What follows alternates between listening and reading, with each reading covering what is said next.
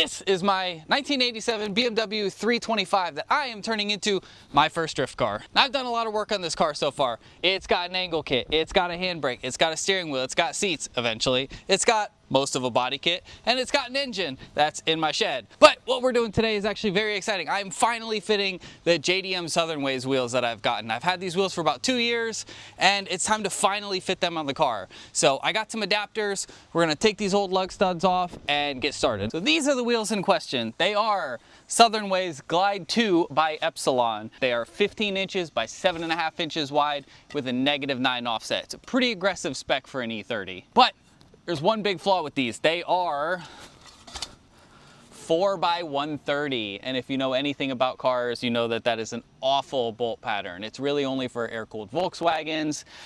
These actually came off of a Morgan, believe it or not, and a couple of other cars, and that's about it. Now let me take a quick second to explain what bolt pattern even is. So this is a wheel adapter. It is a 4x100 to 4x130 wheel adapter. So basically what that means is 4x100 means that there are 4 studs. Your car might be 4 studs, 5, 6, 8, might even be 3. But what that means is there's 4 studs and they're 130 or 100 or 114.3 millimeters in distance. So if you've ever bought a set of wheels off Marketplace that were 4 lug and the guy said they were 4 lug universal and you got home and put them on your car and they didn't fit, that's why. The E30 is a 4x100 lug pattern, which does not have great options for wheels. You either run BBS RS, BBS LM, or really any BBS. There's a couple other decent ones, or you just get wheels with really weak specs and just throw some spacers on them. I don't like that. I want to run cool old JDM 3-piece wheels, and there are not a lot in 4x100, so we're going to run some adapters and use the wheels that I already have. So essentially how they work is this is the 4x100 pattern. That's what your lug stud or lug bolt is going to go into. So these are going to thread right on here like this, and then the new wheel is going to go on top and bolt onto these studs. Now, if you're looking, you're thinking, how in the hell is the wheel going to bolt on with these studs in the way? It's not, and that's what we're going to do today. If you see right here, there's a little Allen key, so we're going to put that in there. We have to take these studs off. So E30s actually come with a lug bolt instead of a lug stud. So most cars have a lug stud where it's something like this, and then you thread the nut on, tighten it, and you're good to go. So E30s actually have a bolt, so there's nothing here. It basically is just the hole there, and you thread the bolt through like the back of the car, as you can see. So the first thing we have to do, obviously, is get these off, and then we're gonna bolt these on, and then bolt the wheels on, and we should be good to go. So I went ahead and tried the first one off camera just because I wanted to make sure that this method was gonna work, and it looks like it is. So I've got this little impact set up. I've got it set up with the Allen key on the end of it, and literally all we have to do is boom. Now let's hope the other ones work.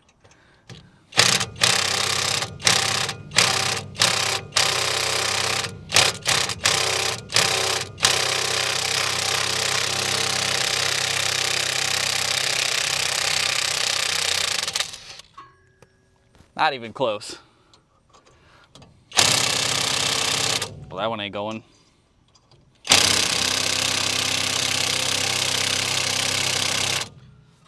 All right, this is a good teaching point. Remember, if your tool doesn't work and it doesn't do the job, get a bigger tool.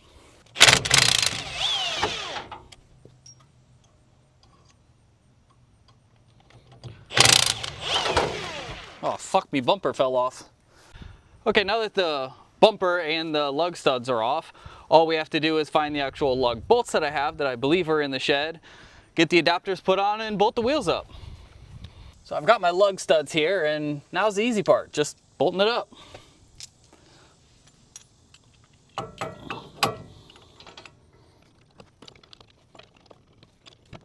All right, let's ugga-dugga these down and put the wheel on.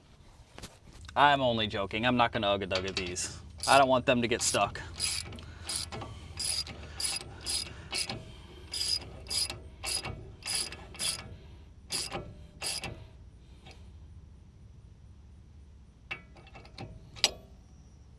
Uh-oh.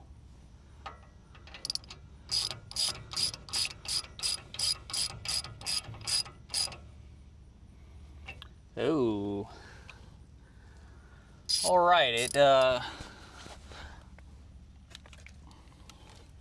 Seems we've run into a bit of an issue. These lug bolts are too long.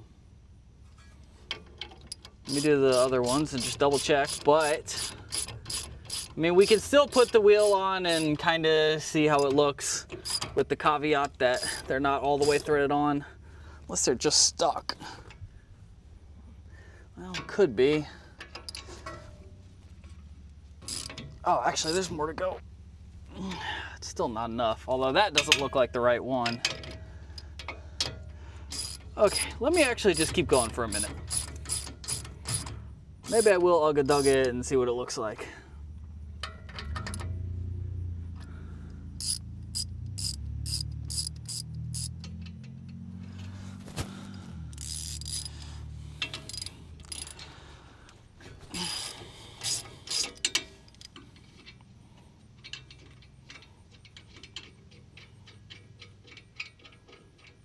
Well, they're still not really sitting quite flush. So, not a big deal. All that means is I need to get different ones. These OEM BMWs obviously aren't gonna work.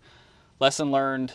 I assume if I had a thicker adapter, like 1.5 inch, that would stick out more, these would be just fine, but because it's only a 1-inch adapter, it's not really gonna work. Regardless, I'm still gonna toss the wheel on and just see what it looks like. I mean, we're talking a few millimeters here, so yes, the wheel's not gonna sit flush, but it's okay. We're just going for an eyeball right now. Let's go with this one since it's the prettier of the two wheels. Oh yeah. All right, shit. Is this the right size? No!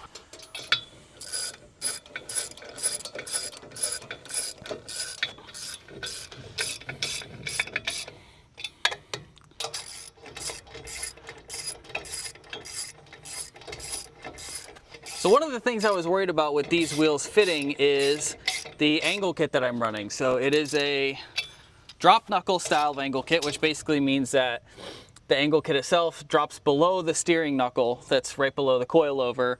And so it hangs down a little bit, which means that you can't run too weak of an offset with smaller wheels, because that means that it's going to hit and your wheels aren't going to seat correctly. And if you try to run like that, you're going to die. So I was kind of worried that these being 15s, they might not be wide enough diameter, but with how this is going on, it seems like it's gonna fit. The other question I have is, how aggressive of a fender flare am I gonna need? Okay, well, it spit. It was spinning. What did I just hit? How the fuck did that happen? What?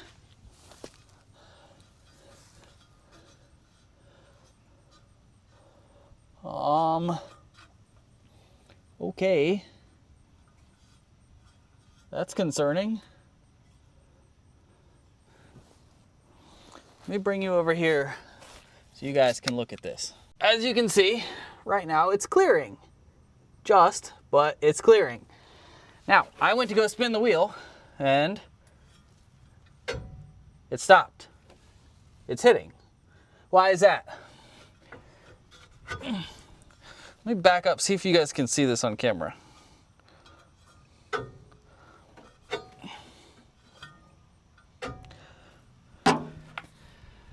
That is a very, very badly bent wheel, or there's something wrong with my hub, but I'm pretty sure it's the wheel. I'm gonna take this off, I'm gonna throw it on the back, and we're gonna see if it does the same thing. If it does, I'm gonna be back to square one because I'm not gonna be able to run these wheels anyway. So let's try and put it on the back.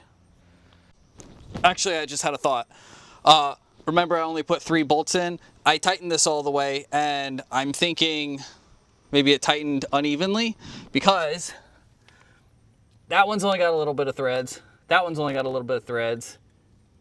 That one's got a lot of threads. That one's got a lot of threads. So I could have just been a massive idiot like in every other video. Welcome to Not Great, by the way. So we're still gonna throw it on the back and double check, because that'll confirm either way. So let's do that.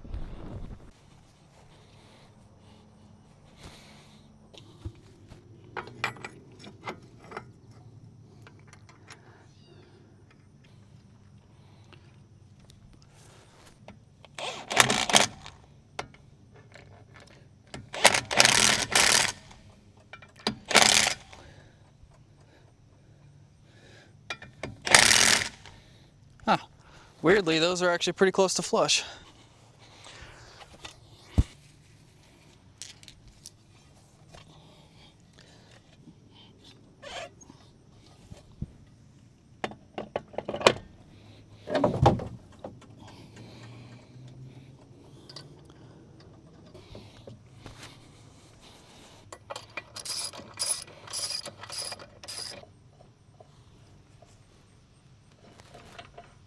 I don't know if you guys can hear that. I don't know what that is. It's not the wheel grinding on anything. I don't know if it's the axle or something maybe. Maybe we tighten that nut too much, or it's not greased, or I don't know, something. Anyway, let's look at cool wheels. Here is what the fitment looks like. Honestly, not nearly as bad as I was expecting. So you can tell it's towed in a little bit. I'm standing about what I would say is straight up and down from it. So honestly, I'm pretty happy with that because I wanted aggressive fitment anyway. I'm gonna run a stretch tire, so I'm thinking with a pretty aggressive stretch tire. And once this is actually lowered, because if you guys don't know, when you lower a car, if it's not a solid axle car, if it's independent like this, the whole thing is gonna go up into the body. So as I lower it, the wheel is actually gonna tuck into the fender a little bit more. So with that and with a stretch tire, I should have some pretty nasty fitment, to be honest. Here is rear fitment. Actually, it looks a little more aggressive than the front. But again, it's gonna, I don't know if I can pick it up. Oh no, I can't, I'm too much of a, I won't say it. So, bam. We got a little bit of monster trucking fitment going on, obviously, but you can start to see the vision. One last thing I want to do is I'm going to crank the wheel, and granted I'm very towed in right now, but I want to see what the max angle looks like. There's where we're at. Not bad. That should be plenty of angle for what I want to do. Let's crank it the other way and see. That's really where you'll see it. Crank it the other way. Keep in mind, we'll actually have a little bit more once it's towed out. What is that?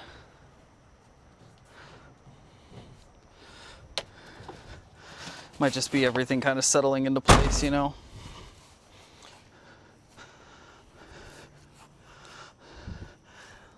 Yeah, that doesn't look super impressive right now, but again, it's gonna be a little more out once it's all adjusted correctly. All right, that's gonna do it for this video. I really hope you guys enjoyed watching. We're gonna do something a little bit different on this video. I'm gonna be refinishing these wheels. I wanna paint the faces a different color, get them powder coated. So what we're gonna do is, if this video hits 50 likes, doesn't sound like a lot, my videos get less than 10. If this video gets 50 likes, whatever the top comment is, I'm gonna be powder coating the faces of these wheels in that color. So leave a comment down below what you want them to be colored as. Like the video, share it with your friends. Let's get it going. Competition never had a chance, like a stillborn. My guy said I'm going too hard, I need to chill more. I be with my motherfucking girls like Gilmore. Let go with my links, huh? Bitch, I'm tryna build more. They do a lot of talking, but when it comes to stepping up, they do a lot of walking.